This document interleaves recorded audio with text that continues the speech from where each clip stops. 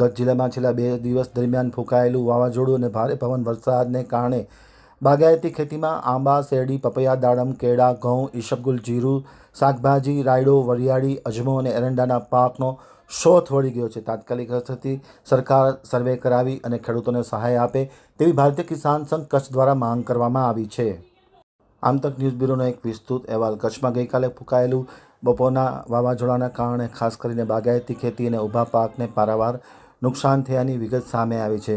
કચ્છ જિલ્લામાં ગત તારીખ 19ના રોજ રાત્રિના 2 વાગ્યાના અરસામાં દિવસે અને બપોરે પછી 3:30 થી 4 સુધી ભારે પવન સાથે વાવાઝોડું ફૂંકાયું હતું. ગાજવીજ સાથે વરસાદ પડતા ખેડૂતોને મોટું નુકસાન થયું છે.